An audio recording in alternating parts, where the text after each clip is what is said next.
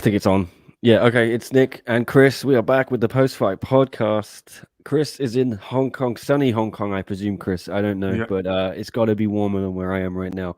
I'm looking out 100%. over southeast London, grey sky. It's freezing cold.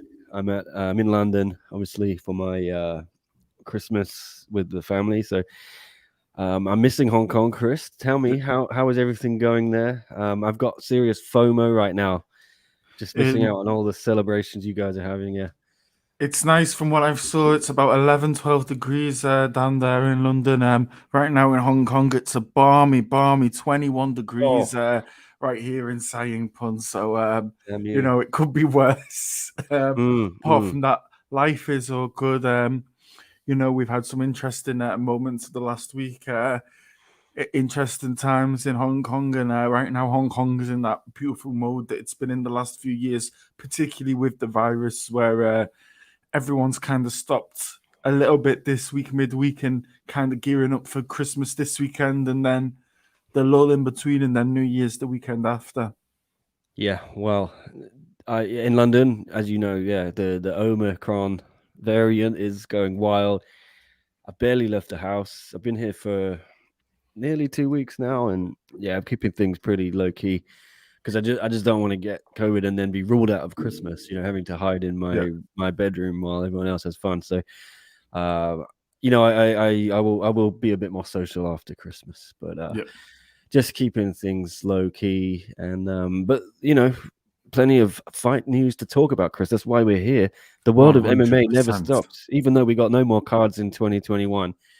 We've already got a bunch of things to talk about coming up in 2022, and I think we're going to get into some UFC news maybe a bit later on. But there's a few things in One Championship that have happened this week, and we do cover one a lot, and we feel like no one else really covers some of the one stuff, so that we like to take advantage when there is some big news in one to discuss it in a critical way and I like to get your view, particularly Chris, when it comes to the money side of things, because the big news today I woke up to was it last night? I sent it to you. I can't remember.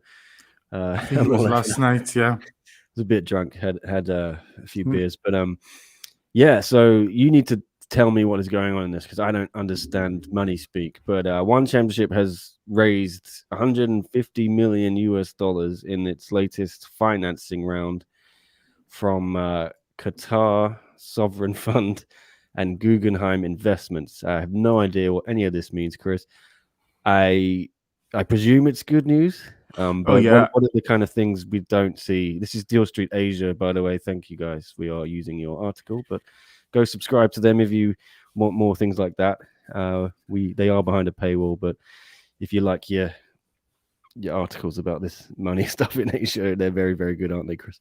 Oh, 100%. And to tell you the truth, over the last few months, I've done a few good articles covering One Championship. So it's quite nice to get a little bit of insight into that side of the business. And, following on from earlier capital raises, I think the one before that was late October, maybe very early November. That was involving Sequoia. And then we had some convertible notes back in the very first week of December. I want to say the 5th or 6th of December, which involved, if I remember correctly, Dalit Investments, Mission Holdings, and some investments over from America in Silicon Valley and whatnot. And then this is just the even further investment for One Championship. Guggenheim, they own stuff such as the Guggenheim Museum, the Aeronautical Center, Mount Sinai Hospital in New York, pretty famous hospital. Very wealthy family. It's the private investment fund, in effect, from all the money their family made, 150 years ago or so from the mining industry in the early states. And then the one that really got me is the Qatar Sovereign Wealth Fund, because we have seen, particularly in this part of the world, in the Middle East, we have seen money come in. If I'm correct, is it WME Endeavor, I believe, are they 20% owned by the UAE royal family? And I think the UAE royal family itself controls, is it about a 10% stake in the UFC with WME? Why are you asking me, Chris? I have no Yeah, I idea. think, I'm not sure. It's You're either the guy the who Abu knows these Dhabi things. Investment Authority or it might be Dubai, but I think it is Abu Dhabi. They do have great links, obviously, over there. And then if you look at Brave, which does some fantastic shows, mainly focused on Western Europe, Eastern Europe, Russia, and the Middle East. They do some events in Africa as well. Stephen Lohman came out of there. Hamzat Chimaev. They've produced some great quality fighters that have gone on to one championship in UFC. That's pretty much a plaything of the leader of Bahrain. So they've kind of got their self-pinned that way. You see Bellator, when they go over to the Middle East, they tend to go over to Israel, and they've kind of got that market is what they're going after. And then to see Qatar, one of the richest countries in the world, comparable to the United Arab Emirates, far richer than Bahrain, to come in with this investment, it's just fantastic. Fantastic for one championship. It does show that they probably might be in the future having some events in Qatar. We did see it with the United Arab Emirates. Has been over the last year. It's been the only place, I believe, outside of America that's had events pretty much since the start of the pandemic, actually, to think about it. And they have a super close relationship. And to tell you the truth, if you do look at Qatar, it is far more leader-led. They're very outward-looking with their investment. And I dare say it, like one championship could actually work with them to get some special rules made for their fighters to put on some sort of event in Qatar. Yeah, we've talked about this before, haven't we, Chris? One championship sort of needs their own fight island, and we were saying, go buy something in Phuket or around there. But this makes a lot of sense, doesn't it? Yeah, because there's not really anywhere. I mean, if you look at the US, you've got mainly Texas and Florida are very willing to bend for these fight promotions. You've kind of got it a little bit as well with the UAE, with the UFC willing to bend their rules and create a special thing. So hopefully Qatar possibly could be looking to do something like that with one championship. Well, I don't want to scroll down too much on the article because, it is behind a paywall, so I don't want to give that away on there. But I've got the press release up here, so I'll try and find some tidbits from that. Damn, it's just a load of money speak I don't really understand. But I don't get the email. That seemed to truncate it slightly more. The quote from Chatri, I think, is there one? No, there isn't. But anyway, the email says, okay, there's no quote from Chatri. There's one from Hua Feng, who's the group president of One. Said, our successful fundraising is a testament to the power and reach of our once-in-a-generation global sports platform. We are thrilled to be partnering with two of the world's most prominent and savvy investors, Guggenheim Investments and Qatar Investment Authority, as we continue to accelerate our strategy to bring our engaging content to more people around the world. There's no quote from Qatar, but there's one from the Guggenheim dude, Scott Minerd. Yep. Says One has quickly established itself as one of the most valuable global sports platforms, and we've been impressed with what the company's forward-thinking management team continues to deliver. One's powerful platform and strong fan base are unique advantages as it accelerates its global expansion strategy, and we're excited to help them capture the incredible opportunities that lie ahead. Okay, I don't really get any of that stuff, but the press release also touting the Nielsen stuff that One had this year, where it was ranked as one of the top 10 sports properties in terms of viewership and engagement. I know, Chris, you had some issues with that, given that it's sort of based in. What was your beef? It was more like the sample. It was just the sample was just looking at particular markets and didn't really, to me, have a very good breadth. But some of the numbers they do are fantastic, and we have started to see One Championship move a little bit away from some of the inflated numbers they were given far earlier on. Particularly the last 2 years, roughly, they've kind of cleaned up on that side. Yes, they no longer start every email with the billion potential viewers thing, right? Which I think is a step in the right direction, because that's no matter what happens in the history of One, whenever anyone posts anything about One Championship on social media, or be it Twitter or Reddit, someone always it's like playing bingo. You tick off the jokes of how many billion viewers are going to be watching this. So whoever came up with that was not the right way to go. Good to see them moving away from that, but I don't know the ins and outs of this deal. I can only Yeah, presume the it's ins and outs is what's actually happened is that it's all an issue of new shares and convertible loans. So what's actually going on in effect is it's previous investors like Sequoia, like mm, Singapore Sovereign Wealth Fund, Temasek, and other investors. What would have happened is they've had some sort of dilution of their shares in order to bring in new investment. So that can go one of two ways, which is generally something that you see happen in all companies. Like you dilute your shares and you make a loss. Um, People like Li Ka-shing, one of the richest guys in Hong Kong, made huge losses at first on Facebook, but you buy at a high price and the price keeps going up and keeps going up because the plan is 2 or 3 years down the line, you make the money at the IPO. mm. That would be the plan. It's either that's a possibility, or the other possibility from a business sense would be the very possibility that they're just in a hell of a lot of debt and their current owners and shareholders don't want to put their hands into their own pockets and would rather get money off other people. All right. I mean, yeah, there's been a few things like we mentioned before. I know Buddy Elbow, I'm sure will be all over this latest thing. I haven't looked. Who's the guy who does it normally? He, not the face. Nash, John John Nash. Nash. Yeah. I'll see what he said, but yeah, I don't know. We'll see how this plays out. Whether it's a huge game changer for one, don't know. We've seen them raise money before, haven't we, Chris? But that's it, and it Yeah, shows like that the people have Undertaker hitting up. confidence in them because these are top. Both of them are top investment vehicles, and it does show that people have confidence giving them money. You know, with this, you do have to be cynical and think what the cons are. And it is, it does seem to be with one championship every 6 months they're raising new funds, which shows the business has confidence in them. But then, if a business is super self-sustainable, why are they repetitively having to raise new funds for? I'm not seeing like them changing really to one show a week or building their own stadium or, I'm not seeing these huge investments in infrastructure or these huge investments in talent so far. Okay, well, John Nash has had his say on it.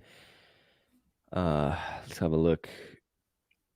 Group One Holdings. So he's put the thing up from PR Newswire. His take is I don't think he has a take actually. He's just putting it out there. Yeah, according Yeah. to an ACRA filing today, they've issued 12,474,805 ordinary shares with 45,500,000 Singapore dollars in share capital. Oh God, I can't get my head around these numbers. He's not really commented on it, so maybe I'll bring up that tweet. We can have a look. You'll make more sense of it than I will, Chris. This is all alien to me, but it's why I enjoy getting your take on these things when they happen. So there it is, John S. Nash, who keeps a close eye on One Championship and their finances. At Hey Not the Face on Twitter. This is what he's saying. Does that make any sense to you, Chris? I have no clue what he's on about. I'm just going to very quick read through myself. He's just pretty much going over it. He's not really giving any of it. But the only thing he did say that's quite interesting is probably they still have the original owners probably still have about 50% still of their ownership. Okay. After all the last few rounds of raising money. Anything else to add on this, or we will move on? Are we going to tie this into the new deal with Netflix? Yeah, so let's go. Nice segue here, and John Nash has had his say on that as well. I'll get to that in a minute, but this is the news. All right, I will take up Chatri's. Did Chatri tweet about it? Jimmy did. Let me look on his Twitter account. Doesn't tweet much actually. Oh, Chatri. He's more of a Facebook guy, but anyway. Yeah, One Championship announced that the Apprentice One Championship edition, which debuted this year in Asia, and it was on network TV in a bunch of Asian countries. It's now coming to Netflix. So let's have a look what Chatru said. I found the social media post from him. 1 second here while I share it. basically, yeah. Finally, a few more people, it seems, are going to get to see it, Chris. Yeah. Which can only be a good thing because, yeah, they put a lot of money into this, so I think they want to get some buzz out of it. Didn't seem to cause too much of a buzz, did it? Once it was released No, in it the didn't beginning. actually cause buzz in either way, actually, because you know what? I love one championship. I was expecting a little bit of ridicule, and that's actually maybe the biggest issue is that we didn't even really get much ridicule either. I feel like there were certain regions that seemed to be really, really big, and in certain communities of fans, but yeah, it didn't really seem to pop. I watched the first 2 or 3 episodes. I fairly enjoyed them, but I'm a fan of the Apprentice. Um, did it add much? I don't really know. Yeah, Yeah, it looked entertaining. I watched the premiere and yeah, I liked it. It was hard for me to actually find it anywhere to watch. So I think it being available on Netflix will help. But as John Nash has pointed out, it's Chatri said there it's going to be available in over 150 countries, but some of the countries it is not available in, according to John Nash. Might surprise you, Chris, because I think everyone saw it's going to be on Netflix, and I think they must have thought, "Oh, that's going to be huge. It's going to be exposed to a massive audience in America, whatever." But it's apparently not in the US. yeah, Not available in Australia, Canada, China. I don't know if that means Hong Kong, but Denmark, Fiji, a lot of European countries here, New Zealand, uh, the Netherlands, United Kingdom. That's a big market there. yeah. USA. So, is this really a big game changer then, Chris, in terms of Uh, getting the show out there? Because so my problem with it is that you look at the stars they used. They used Angela Lee. They used Brandon Vera. They used GSP, Ben Askren, Sage Northcutt. They really kind of went for that kind of North American kind of English speaking kind of market. They didn't really use any of the Brazilian stars in the show at all. They didn't use anyone like the Ridder. Obviously, Netherlands isn't on the list anyway. So it is really, really tough to say, right? It is really tough to say. And, this show really, for me, it should have been for the Angela Lees, Christian Lees. It should be for these kind of people. It should be a vehicle for them, for Ritu, really. And I think that is kind of the problem with it if you are to compare it to something like The Ultimate Fighter, because you're not really getting to meet the fighters that much. You're kind of more meeting the contestants. So I don't know. It just all seems a bit of a mess to me. yes, I agree with you. They probably should have. I know hindsight is a beautiful thing, but Stan Fairtex now is become a huge star for them. I think if she Mm, wasn't already, I'm not sure if she was one of the fighters who was on the show. I don't think so. I know no. Ritu was, but yeah, you want to, like you say, make this a vehicle to get the fighters over with fans. Target those markets that the fighters are big in, like Thailand, like India. Seems like maybe a miss on that front. I think Yeah. Angela was on it. Yeah, I'm not sure about Christian. Yeah. Angela was on it. Ritu, DJ, Rich Franklin was one. Um, Yeah, DJ would be good if yeah. you, but you're not even putting it in America now, and it Ben makes no sense. Askren, Renzo Gracie. All these guys are a little bit more famous, really. One side of the GSP world than the other. is Yeah. is God in Canada, and it's not going to be in Canada. So, It's not going to be on Canada. It's not going to be in America. It's not going to be in the UK, Australia, New Zealand. So it is very tough. is it a long play in terms of, hey, if we get it on Netflix and then it does some good numbers, Netflix might like we might expand it to those areas, or is it? Yeah, that's it. It, It's always got the algorithm, right? So mm, people, I guess, people who maybe watch a lot of business documentaries, it'll come up and get them into another side. People who watch maybe martial arts films, it'll get them with the algorithm. Maybe that's what they can hope is people fall into because you do look at stuff like Squid Game or Don't F with Cards or Tiger King that can be on Netflix for a while and then they can get a pop later on in life. yeah. Um, Maybe is it a vehicle as well in terms of if we get good numbers on Netflix, we can go to TV networks in America and the UK and try and fish it around there. Quite possibly, but my issue is the main product is one championship, and I just don't know who's going to watch the Apprentice One Championship edition and be like, Mm. "Oh wow, I really enjoyed this show. Now I'm going to become a One Championship fan." Yeah, and is it beneficial? Do you see this perhaps being a move to put one championship shows on Netflix, like cards and events? Is that I me? mean, it's tough to say, right? Because you'd always look at something like Amazon that has sports in Mm, America, has sports in the UK. From everything I know, I don't know any jurisdiction really where Netflix shows sports. I think really the closest they come to it is probably Drive to Survive, right? Which is the Formula One docu series. That's pretty much the closest you come to sports on mm. Netflix, I would assume.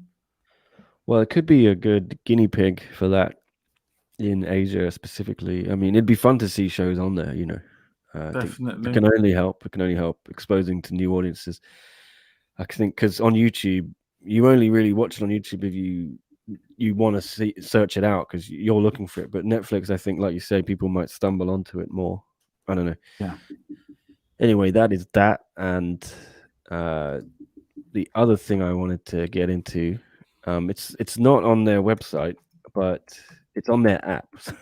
It's like all over the place where when it comes to one and where you can actually access the information and the cards and things. But I'll bring up the old website they've got there, onefc.com, of course. Yeah. Still called One FC, even though that's no longer the name of the That's it. company. I think it should go back to that, to be honest. More people know it as that, and it's more of a Google search term. Anyway, you know my thoughts on that. But yeah, heavy hitters there. We've got the official card, but only the Brave, January 28th. There's nothing there. But on the app, Chris, it is there. So I'll maybe share my screen because I put it on my Twitter. For all of you lovely people out there, if you care, you can go to my Twitter here and I'll share it on screen now. And I put up some of the fights. So let's have a look at that. Only the Brave is the second live event. One is doing in 2022, so it's late January. Early lineup features the semi-finals, Chris, of the Yeah. featherweight kickboxing Grand Prix. Of course, Marat Gregorian against Chingiz Alazov and Sitichai against David Kiria. But there's also going to be an alternate bout between Smoking Joe and And Rimkus. Rimkus, yes, who we all fell in Yes. love with on his debut. But That's it. The man who does his haircut by getting the bowl and whipping out the scissors. yes. We all enjoyed his antics, and he's got a lot of charisma, hasn't he? So interesting there. And what else is on this card? Okay, You yeah. got So isn't some interesting MMA, right, Chris? You got Kim Jae-young against Tang Kai, yeah, which to fantastic me fight. very interesting because Kim already secured a title shot, the next title shot after knocking out Martin Nguyen, the former champion featherweight. So we're still waiting for obviously Gary Tone and Tanlay to do their thing, but Kim was essentially the next challenger. But now he said, you know what? I'll just fight Tankai, who's ranked fourth, and it's everything This to lose. card potentially has two people. Well, we've got two people who are going to go and fight for a Grand Prix belt at in the future, but we've got two guys in this event who I think, if they both win, in Kim and in further down in Jared Brooks, I think they're both in for a title shot in the next fight. Yeah, so Jared Brooks is the other big one, isn't it? Yeah. He's made he already beat Lito Adewang, and now he's going to be up against Hiroba Minowa, who is ranked below him. But you would think if Jared Brooks Yep. beats Minowa, he's probably putting himself very close to title shot territory.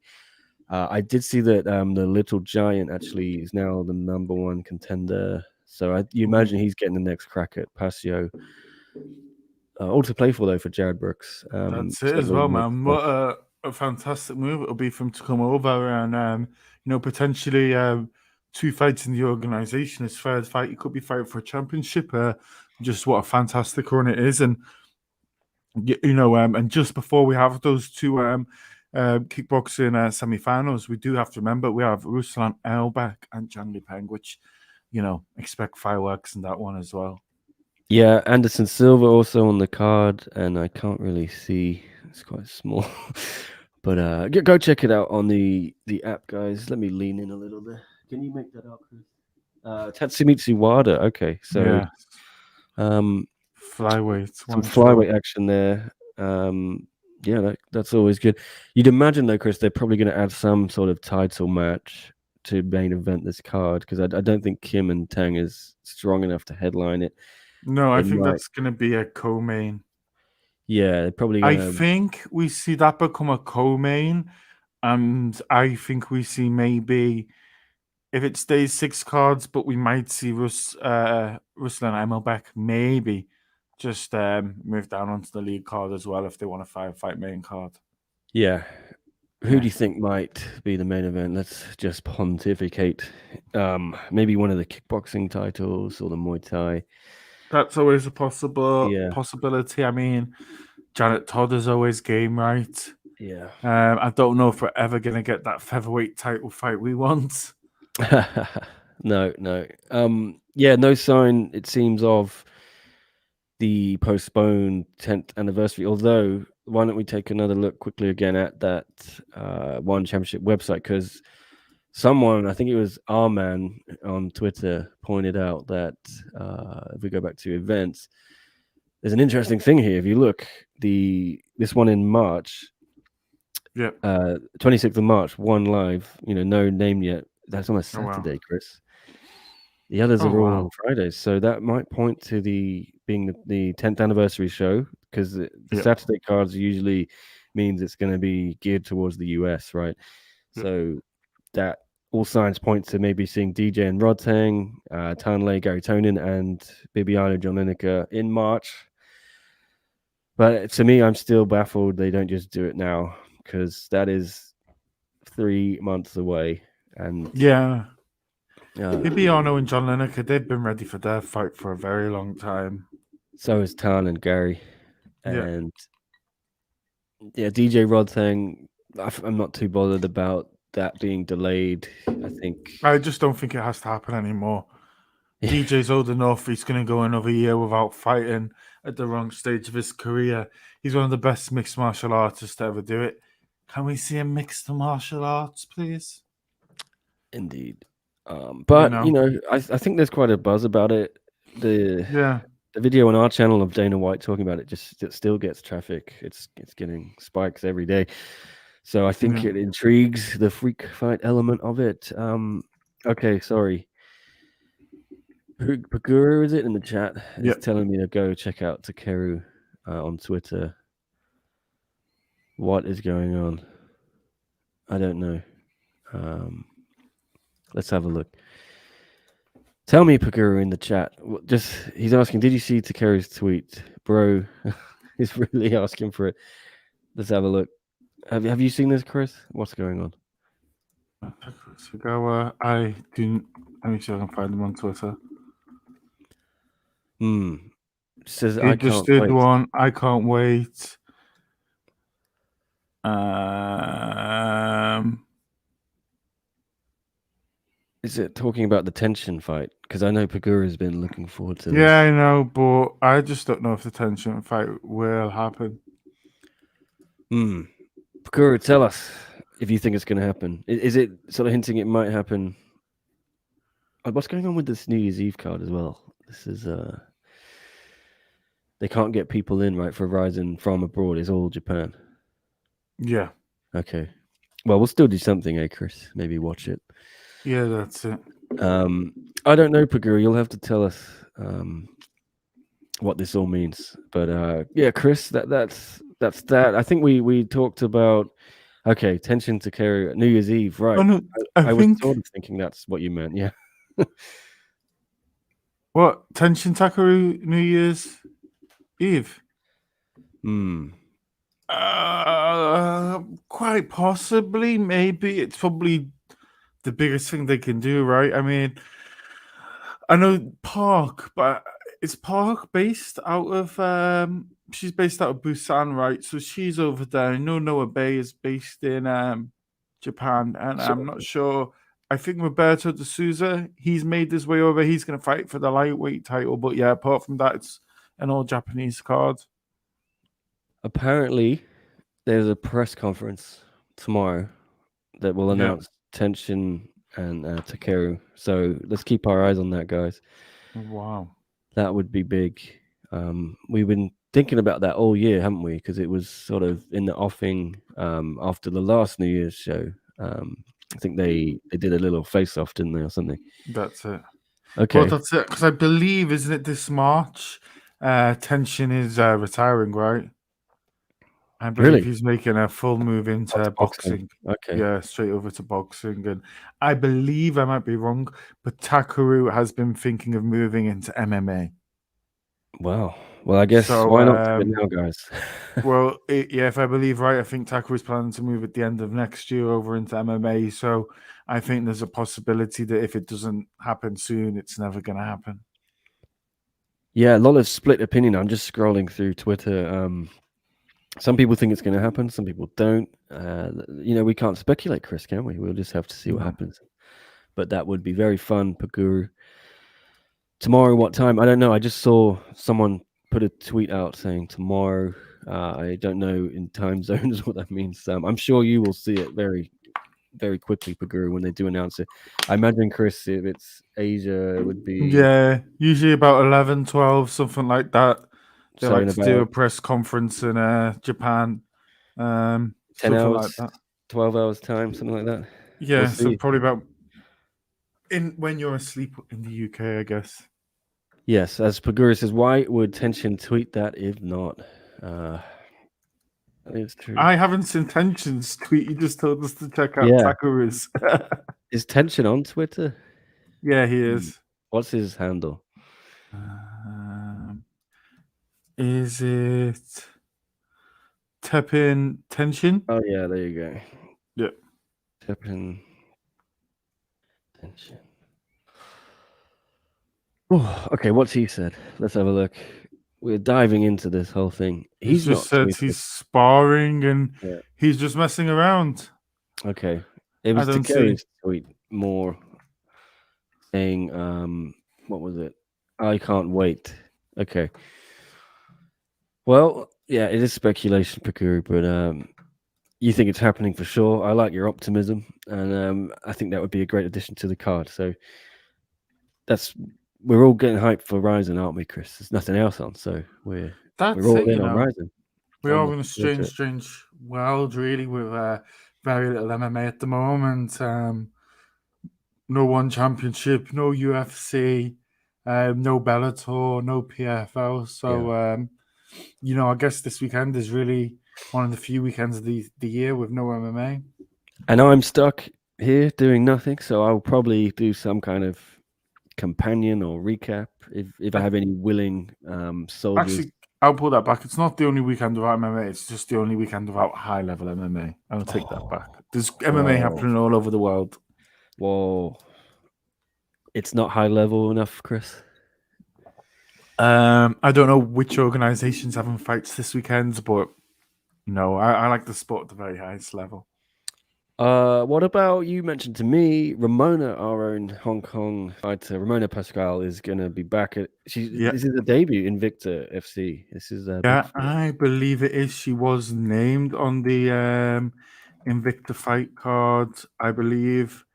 I'll bring up Topology. It's is it the February 12th card? She is and it's actually a pretty awesome card, actually, with they've got so many good fighters at the moment. Let's have a look. Zapaleta versus Del Boni 2, which, if anyone watched the first one, was an absolutely mad fight. I believe they scored the whole fight to Zapatella. I think they gave it 4 rounds to 1. And I had the fight. I had Del Boni winning 3 or 4 rounds. So it was actually a really strange fight to have the open scoring system that they have in Invicta, because it was like every time you got the score, it was like, you're getting the score wrong, guys. You're getting the score wrong, guys. So I don't know. That was a little bit of a pain, but if you scroll down, you'll see. Well, not the first fight on the card, but the second fight on the card. We've got Courtney King versus Hong Kong's very own our girl, if we can call her that, Ramona Pascal. Yeah, looks like a decent matchup. Fairly similar records, Chris. Right level of opposition for Ramona at this time. Yeah, definitely. I mean, she's made the move over. She's had the fight in. I can't remember the name of the organization, but the organization down in Shinola, down with the Shinola cartel. Icon Fighting Championship down in Mexico. Um, yeah, she came out with that. She had some young girl, actually, I think 22 years old, and she was just on another level. It was super one-sided, and everything Ramona's gone through with the injury she's gone through, just to see her getting this opportunity. And let's be fair, if you're a female fighter wanting to make it into the big time, there is nothing as good as Invicta, right? Yeah, it's a good pathway for sure. And I mean, you even look at someone like Elise Anderson, who didn't even win a bout in Invicta, but just went I think 4-0 or 4-1, and got herself into a top Grand Prix because that is the strength of women's talent over in Invicta. yeah, I couldn't see. It'd be tough, obviously, for Ramona to get over to one. As much as I'd like to see it, there's not really a division there, is there? That's it. And I think she's got her heart set on the UFC. She's kind of got her heart set a little bit on the States. And here's a little bit to connect it to a little bit of. We'll connect it to Hong Kong One Championship and PFL. Courtney King, her debut win in MMA was against Colby Northcutt, and her most recent fight was the loss in Invicta to Kayla Harrison. Well, there you in go. That very, very one-sided loss, if anyone watched it, when Kayla Harrison did her cut down to 145. Ah, yes, okay. Yeah. Well, let's see. So it wasn't I'm a very interested. competitive fight, but it gives you an idea. Well, that's that.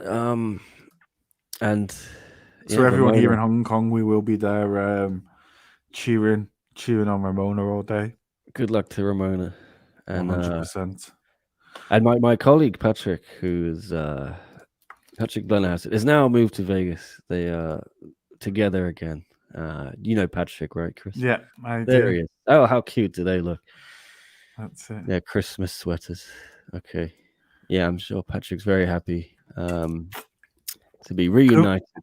Do we call him what? Do we call him SCMP or? He's still SCMP for now, yeah. Okay, I was going to call him alum, but alum. yeah, I think he's going to work out of Vegas for us for a bit. that's perfect. There we go. A happy couple back together. And then what else have we got, Chris? There is, I think, one or two more topics. What do you want to talk about? What do you think about Dana White? Talk about the Matrix Resurrections. Oh, well, I haven't watched it yet. Don't ruin it for me. But I was going to say we could talk a little bit about Dana White's interview, what he said on Nick Diaz, what do you think about the Francis Ngannou situation? Okay, let me have a look. What can I find? From the Dana, I've only seen what he said about. I've seen the headline of the Diaz thing. He said, he doesn't want to see him fighting again, right? Yeah, he doesn't think Nick's someone who wants to fight because he enjoys it. He's someone who fights because he needs the money. Okay, I found the article. We have a quick look. Which my issue with it is if you don't want him to fight again, why don't you release him from his contract? Yes, that's the thing, isn't it? Let him go somewhere and else. Then look, he's getting what, $300,000 was it or something like that to fight Robbie Lawler. He could probably fight a Paul and make $1 million. He could probably make $700,000 in triad combat with Triller or BKFC or something like this, right?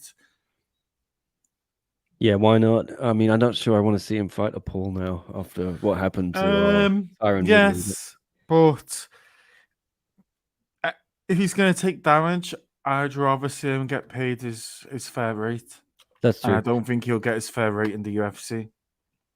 Is the quotes very impressed by Nick Diaz. White told ESPN. I've had conversations with Robbie Lawler too, who had nothing but respect for him, regardless of how good he looks and what he did after such a huge layoff. I don't think Nick should fight. Pretty simple.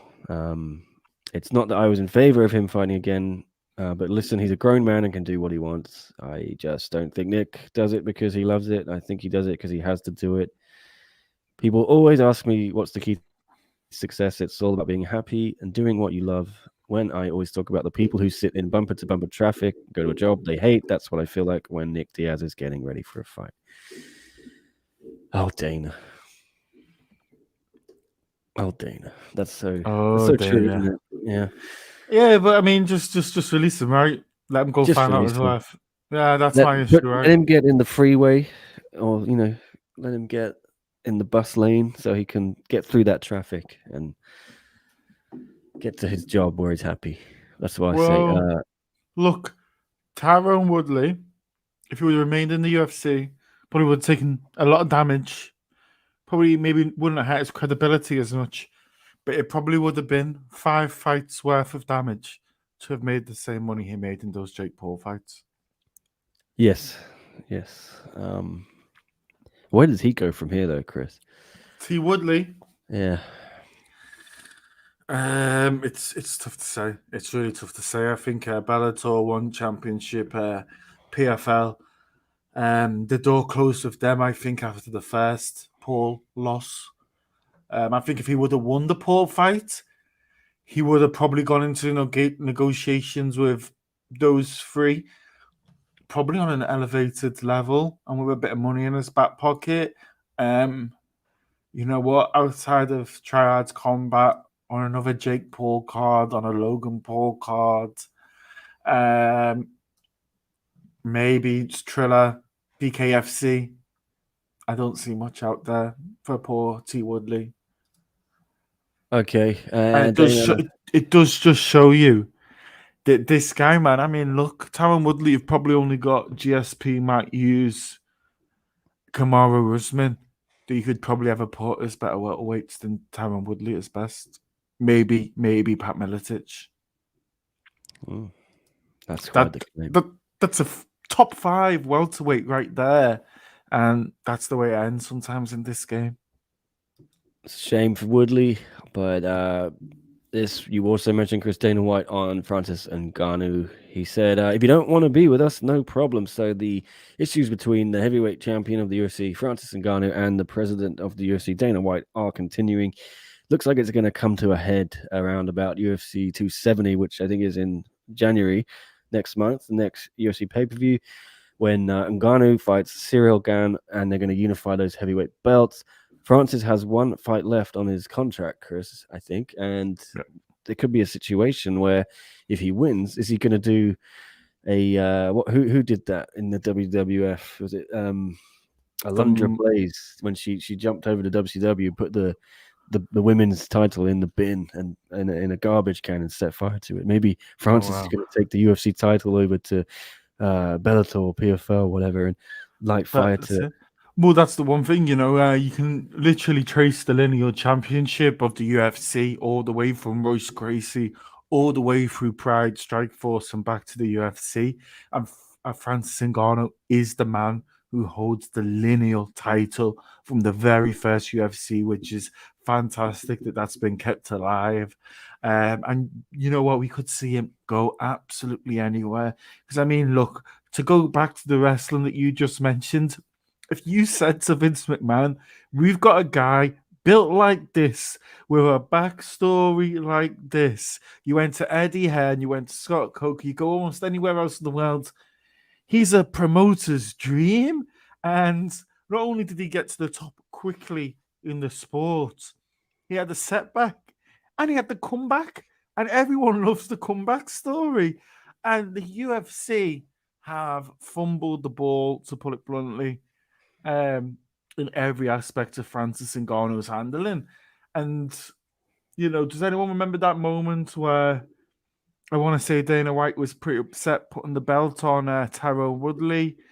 I think we've had it with a few other fighters. I think we had it with Stipe, where he had it with Stipe and Francis, where he was upset visibly that Stipe had beaten Francis. And I kind of get the feeling if Francis does what he does to most people to Cyril, we're going to have a little bit of a sad Dana White putting the belt around him. Well, yeah, I mean, two things I want to say. It seems to be all. I think this was Dana's dream champion, like you said, and then it all went sour because of Francis's agent, Markel Martin, rocked the boat a little bit, hasn't he? He's been asking for more money. It all happened around that first title defense. Francis went back to Cameroon to show off the belt and put it around his mum's waist and celebrate with his people, with his family. And he said, I just won the belt. I've been fighting nonstop for the last 2 years. I want to take a bit of time off. I'll be ready in September. UFC said no. August, we got Houston pay-per-view book. We need you to fight Derek Lewis. Francis said no, and then they made the interim belt. It's all stemmed from that, hasn't it, Chris? And now Dana and Markel, his agent, got into it on Twitter. And then Kevin Lee got cut, and Kevin Lee is also represented by Martin, and it's a messy situation, isn't it? I'll just read those quotes from Dana. He says, these things happen. You don't always come to terms with people. I'm trying to be nice today. When you're a fighter, we just had this conversation a minute ago. You got to be careful who you get to represent you, because that's what they do. I don't think he's had the best representation. I probably disagree. I disagree completely. A good representation. I would say any agent that makes it as hard with the UFC as possible is the best agent. That's what agents are there to do. They're there to muddy the waters so you can have a good relationship with your employer, because they're supposed to bargain and try and get you the best possible deal. And as I've said it over and over and over again on the show, right? One, don't sign big long deals to most fighters. And I've always said, if you've got one more fight left on your contract, you might as well fight it out. Free agency gives you the biggest opportunities, and you can literally get a number off Bellator. You can get a number off the PFL, and you can get a number off one championship, and you can go back with those numbers to the UFC and say, "Here you go." Well, apparently it looks like he's got one more fight if he beats Guns. I think there's a championship clause, the mythical championship clause. So if he beats Guns, he's still going to have one more. So I guess he could then fight, let's say, if John Jones ever gets his act together. John Jones, Francis wouldn't be a bad way to go out with it if he does want to leave the UFC. I think, if you really ask Francis, he wants to be in the UFC, doesn't he? That was always his dream. But he probably feels disrespected, disgruntled, not valued enough. And that can sour someone pretty quickly, even if they're in their so-called dream job. 100%. But you also have to remember, if you were to sign with someone like PFL or Bellator, they're very, very flexible. They can allow you to have a flexible contract. You look at the PFL, they've said they'll let Anthony Pettis have one boxing match a year. They've let Kayla Harrison go and compete in Invicta, right? They've let some people go elsewhere. He could go and have a boxing match and make millions of dollars, Francis Ngannou, because he kind of has that thing that we haven't seen from a Tyron Woodley, where he has absolute knockout power.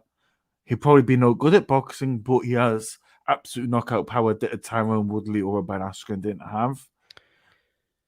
And any organization, all it takes is just someone at that organization to go, he's $1 million a fighter. Tyson Fury, I think, would take that in a heartbeat. I think there's loads of boxers out there who take it. Deontay Wilder, two guys. Deontay Wilder, puncher versus puncher. Yeah. You might actually see Deontay Wilder come out and fainting and moving like Floyd Mayweather or Nassim Ahmed, because he might be like, I finally found the guy I can outbox. Yeah. You feel like Francis knows all these things, right? And he's leveraging the UFC. He's using that knowledge of, I could go fight Deontay Wilder. I could go fight Tyson Fury. Pay me more. He's probably saying, I'm not asking for much more. It's probably really not that much, Chris, is it? And if you do look at Alexander Usyk, he got about $6 million just as a show fee for that Anthony Joshua fight, and that was about a 90-10 split, or I think it was a 92-8 split, or something like that. So just give you some idea what would be available for someone like Ngannou in the sport. Arguably, could even have a bigger name to American fans than Alexander Usyk. You'd have loads of freak matchups you could do with him. One championship, because that's the beauty of him. If he signs out his contract, he could go to a one championship or a PFL or even a Bellator and just be like, I want as much money and I want a 4-fight contract. Because Francis is the kind of guy who can fight 4 fights in 2 years, and he could go to another organization again. He could. Especially if Bellator was having a heavyweight Grand Prix or PFL with their tournament, he could be getting $500,000 a fight, and he could be getting $1 million bonus if he wins the tournament. Yeah, very interesting to see where Francis Ngannou lands. And Cyril Gane might beat him, and then that might be it. I 100%. think if Cyril beats him, I think his contract's over, and he could be out the door immediately if he doesn't want to stay. Yeah, I think he's still got some more interesting fights. He's got the trilogy with Stipe. He could fight John Jones. I'd love to see him go back and do it one more time with Derek Lewis. Yeah. Okay. Yeah. Anything else, Chris? Well, I guess with Christmas coming on Saturday, in the MMA world, Nick, do you have any Christmas wishes you want in the world of MMA? I'd like to see this goddamn 10th anniversary card happen ASAP. We know now it's at least not going to be until February. It's probably going to be March. So that's my wish. Just get those divisions moving, man. Yeah. I want to get one championship moving would be my Christmas wish. I want to see Eddie fight and I want to see DJ fighting before they're too old. I want Christian Lee, Angela Lee, Derrida, Bibiano, Adriano Moraes. That's their best fighters I think they've got in the world. I want to see those guys fighting as often as possible. Yeah, agreed. And actually, my Christmas wish would be to be able to go back to some events, some one championship events in Asia. Well, you never know, man. One championship might be announcing an event in Qatar, and you might have to fly back via Qatar. Who knows? Yeah, well, we'll see. And Qatar's kind of this year gearing up to hosting major events. They've got some stadiums that will need filling after next year, I guess. Yeah, the World Cup is coming up. Well, maybe we will leave it there, Chris. I plan on doing a Christmas show or some kind of. We were talking about it on the Fight Companion. I don't know if you want to join. I'll get you an exact date and time, but it'd be good to have you. We want to do a year-end review kind of thing. It might be solely kind of based around one because there's a million other podcasts which do UFC. We might have a bit fun with it. I'm trying to find out what days would be good, but I think sometime next week, before New Year's Eve, so after Boxing Day, I'll figure it out. But it'd be good to have you, Chris. Get your thoughts 100%. On Fighter of the Year, Knockout of the Year, all that stuff.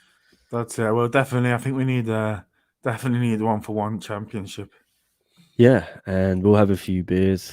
I'm trying to find a time where all the time zones. So we've got me in London, we've got Chris in Hong Kong, John is in South Korea.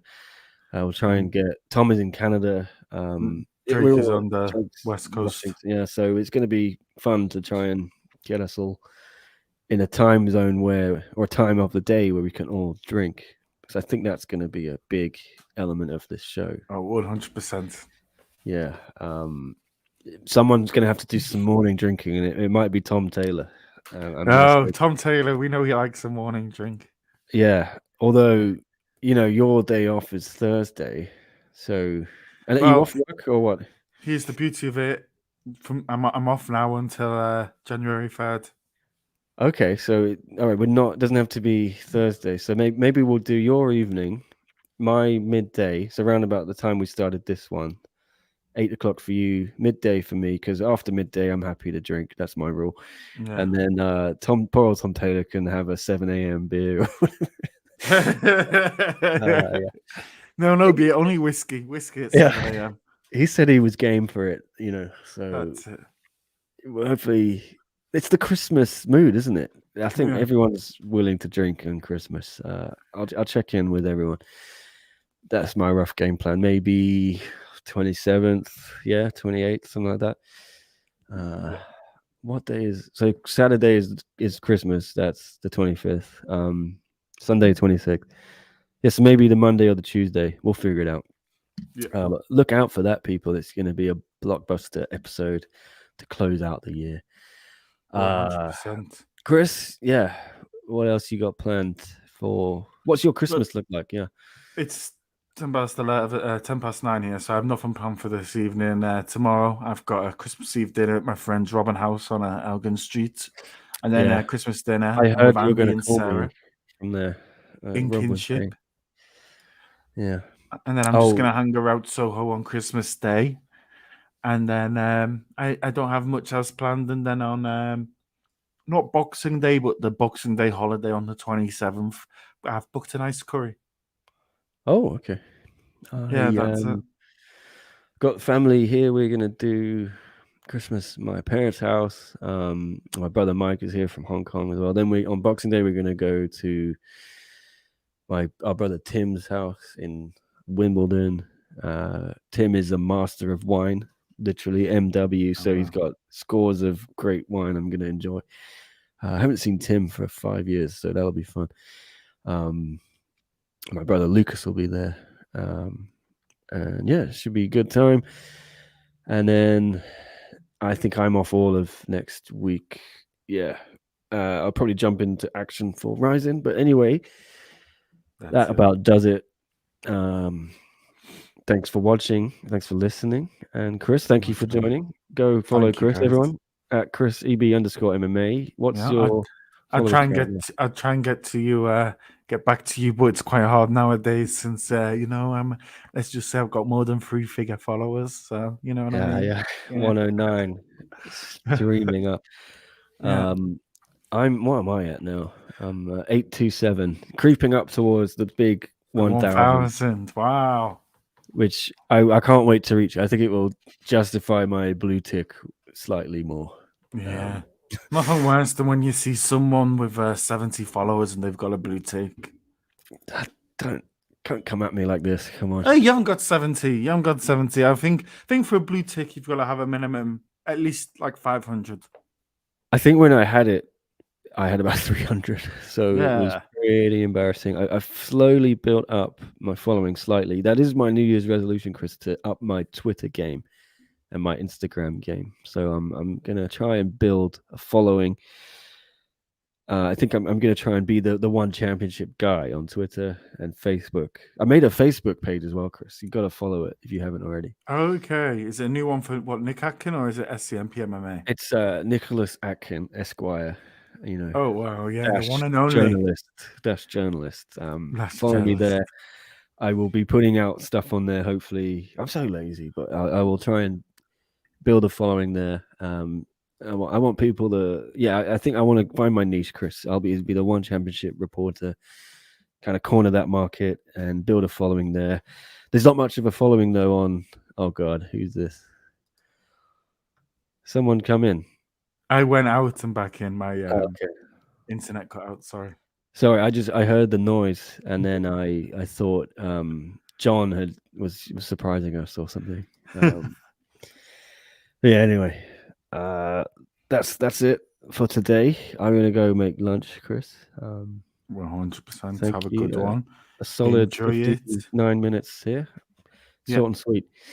All right. Yeah. Thanks everyone for watching. If you haven't, I forgot to say, sorry. Please like and subscribe.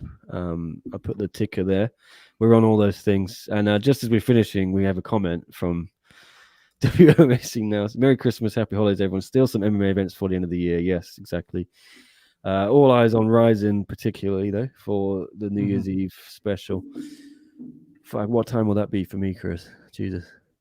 Well, it's not a disaster because it's such a long card, right? I believe it's 15 fights, right? And they have an intermission. So I guess the very first fights will be a bit of a pain in the ass, but be quite nice because the main event for you will be finishing around 2 o'clock. The main card will be about 10 till 2. So it'll be like watching UFC in Hong Kong, which would be quite nice because the main event for me finishes at 10 o'clock, but I'll already be out at that time. All right. Yeah. Well, there it is. From my bedroom, I say goodbye. Chris, I've become a bedroom blogger. What a shame. All right, it's been great. Yeah, please do like us, like this video, subscribe to us. We want to try and get to 22,000 for the end of the year. It's going to be a close run thing. We're at 21,846 the last time I looked.